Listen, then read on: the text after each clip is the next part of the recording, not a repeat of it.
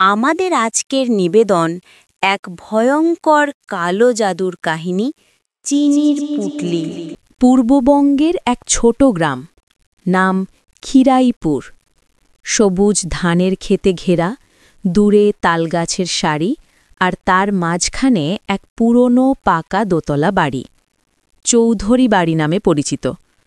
বহু পুরনো এই বাড়িতে এখন থাকে এক পরিবার, রমিত চৌধুরী, তার স্ত্রী সেলিনা আর তাদের নাতনি নাজিয়া। রমিজের পূর্বপুরুষরা একসময় বড় জমিদার ছিলেন, কিন্তু এখন সেই ঐশ্বর্যের কেবল ধ্বংসস্তূপ বাকি। এই গল্পের সূত্রপাত বহু বছর আগের এক বর্ষার রাতে। সেলিনা ছিলেন উত্তরপ্রদেশের শিকরপুর গ্রামের মেয়ে।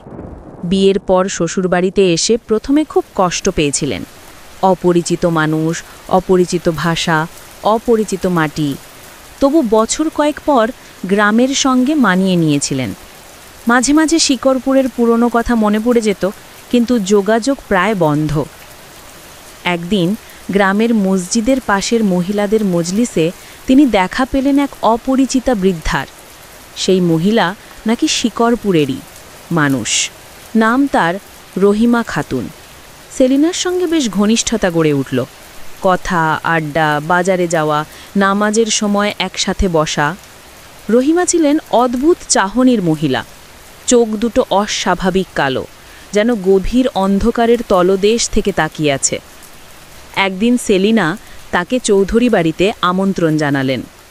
রহিমা হেসে বলল, আসব ইনশাল্লাহ, মঙ্গলবারে আসব। মঙ্গলবারের বিকেল, সূর্য পশ্চিমে হেলে পড়েছে। রহিমা এলেন, হাতে ছোট কাপড়ের পুটলি, ভিতরে কিছু চিনি ছিল। তিনি সেলিনাকে বললেন, এই চিনিটা খুব বরকতওয়ালা, বাড়িতে রাখো, সৌভাগ্য আসবে। সেলিনা হাসি মুখে চিনিটা নিলেন এবং রাতে তাকে থেকে যাওয়ার অনুরোধ করলেন। চৌধুরী বাড়ি ছিল বিশাল, চারপাশে জঙ্গল, বাঁশবন, মাঝখানে ফাঁকা উঠান।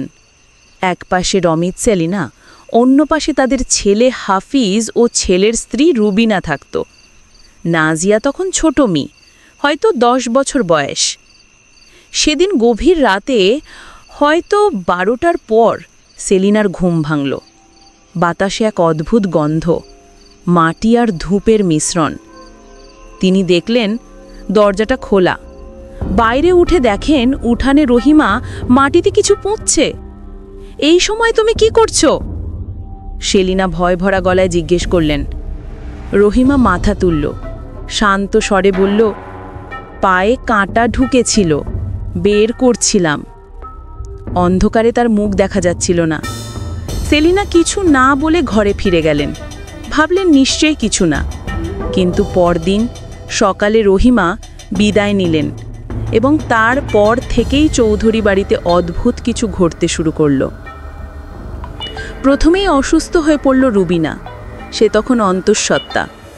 রাতে ঘুমের মধ্যে চিৎকার করে উঠত, আমার ওপর কেউ বসে আছে, বরফের মতো ঠান্ডা শরীর। হাফিজ ঘরে ঢুকে দেখে রুবিনা ঘেমে গেছে, নিঃশ্বাস নিতে পারছে না। গ্রামের বুড়ি ঝাড়ফুঁকবালি হাজির হলো। সে বলল, বউটার ওপর কুছায়া পড়েছে, কেউ মাটিতে কিছু পুঁতেছিল নিশ্চয়ই। 5টা মোরগ, 2টো বড় মাটির হাঁড়ি আর রুবিনার পুরনো কাপড় দিয়ে সে ঝাড়ফুঁক করল। কিছুক্ষণ বাদে রুবিনার শরীর থেকে অদ্ভুত গন্ধ বেরোতে লাগল, পচা ফুলের মতো। সেই রাতেই তার গর্ভপাত হল। সেলিনা বুঝতে পারলেন, রহিমা যেদিন মাটিতে কিছু পুঁতেছিল, সেদিনই সর্বনাশের বীজ বপন হয়েছিল। বছর কেটে গেল। নাজিয়া তখন বড় হয়েছে, বিবাহিত, সন্তান সম্ভবা। একদিন বিকেলে উঠানে বসে জামা কাপড় শুকোচ্ছিল, হঠাৎ শুনল পেছনে কেউ সাপের মতো ফুঁসছে। ফিরে তাকিয়ে দেখল এক বিশাল কালো গোখরো ফনা তুলে দাঁড়িয়ে আছে। তার বাবা রমিজ দূর থেকে চেঁচিয়ে উঠলেন, একদম নড়বে না। নাজিয়া জমে গেল। সর্পের চোখে যেন মানুষের দৃষ্টি, ভর ভর করে তাকিয়ে আছে তার দিকে।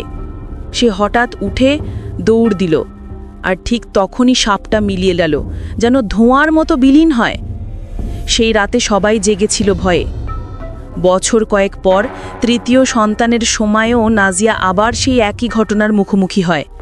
কাপড় শুকোতে গিয়ে দেখে জামার ফাঁক থেকে আবার সেই কালো সাপটা বেরিয়ে আসছে, কিন্তু এবার আর ভয় পায়নি, চিৎকার করে বাবাকে ডাকে, আর মুহূর্তের মধ্যেই সাপটা অদৃশ্য হয়ে যায়।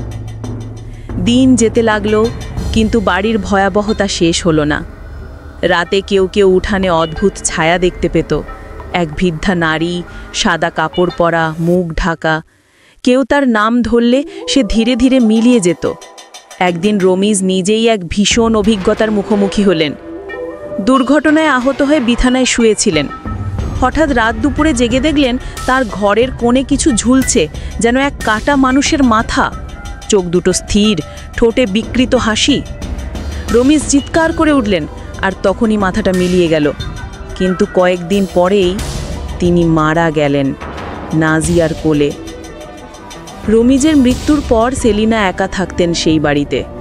তার চোখেও ছানি পড়েছিল, ডায়াবেটিসে ভুগতেন, তবু কোথাও যেতে রাজি নন। রাতে কেউ দরজার বাইরে হাঁটা চলার শব্দ পেত, মাঝে মাঝে হাসির আওয়াজ। গ্রামের লোক বলতো চৌধুরী বাড়িতে এখনও সেই রহিমার ছায়া ঘরে। পরবর্তীতে কেউ ভাড়া নিয়ে সেখানে উঠলে তাদেরও একই অভিজ্ঞতা। একদিন ভাড়াটেদের এক ছোট ছেলে আজানের পর দেখেছে উঠানে এক সাদা কাপড় পরা মহিলা দাঁড়িয়ে আছে। ডেকে উঠতেই মিলিয়ে যায়। এরপর থেকেই ছেলেটি জ্বরে পড়ে, বকবক করতে থাকে, ও মাথাটা হাসছে, মাথাটা হাসছে। আজও খিরাইপুরের মানুষ সেই বাড়ির পাশ দিয়ে যেতে ভয় পায়। কেউ কেউ বলে রাতের বেলা দূর থেকে দেখা যায় উঠানে একটা ছায়া বসে কিছু পুঁতছে মাটিতে, যেমনটা সেলিনা একবার দেখেছিল। সেই চিনির পুটলি এখনো কেউ জানে না কোথায় আছে, শুধু বাতাসে ভেসে আসে একটা গলা, বরকত হবে, বরকত হবে।